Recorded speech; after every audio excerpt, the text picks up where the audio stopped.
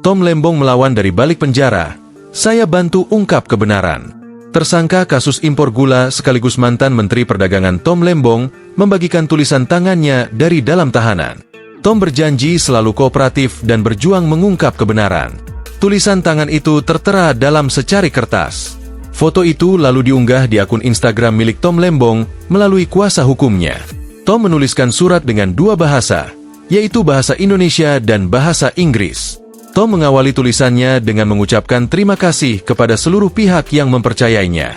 Tom Lembong ditetapkan sebagai tersangka kasus korupsi impor gula oleh Kejaksaan Agung pada 29 Oktober 2024. Atas status tersebut, Tom Lembong mengatakan ia percaya masih banyak jaksa dan petugas kejaksaan yang bekerja keras dan secara profesional demi tegaknya keadilan.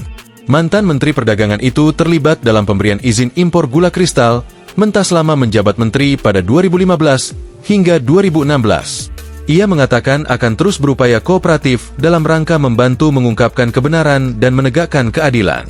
Pernyataan itu ia sampaikan melalui akun Instagram resminya yang saat ini dikelola tim atas arahan kuasa hukum Tom. Terima kasih kepada semua yang terus menanamkan kepercayaannya pada saya. Saya terus berupaya kooperatif, positif, dan kondusif dalam rangka membantu mengungkapkan kebenaran dan menegakkan keadilan, ujarnya dalam pernyataan resminya pada akun Instagram Tom Lembong, dikutip pada Sabtu, 9 November 2024.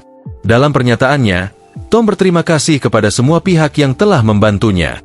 Ia menyampaikan rasa syukur kepada masyarakat atas dukungan dan doa mereka, serta kepercayaan yang terus diberikan. Tom mengaku akan tetap mengabdi dan senantiasa mencintai Indonesia. Saya terus mencintai Indonesia dan akan terus mengabdi pada Indonesia. Semoga Tuhan Allah memberkati kita semua dan senantiasa membawa kita ke arah yang lebih baik, katanya.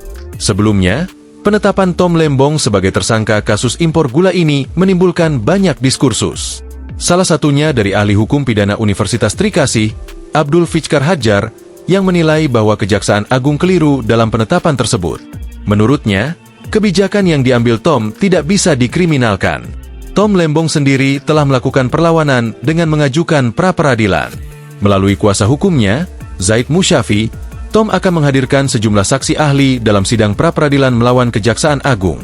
Saksi ahli tersebut bertujuan untuk menunjukkan adanya kekeliruan yang dilakukan oleh Kejaksaan Agung dalam menetapkan Tom sebagai tersangka.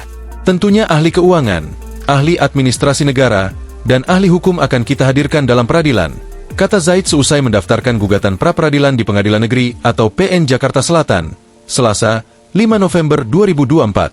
Zaid berharap agar proses sidang pra-peradilan dapat segera dilaksanakan dan menyebutkan bahwa timnya menunggu panggilan sidang dari PN Jakarta Selatan.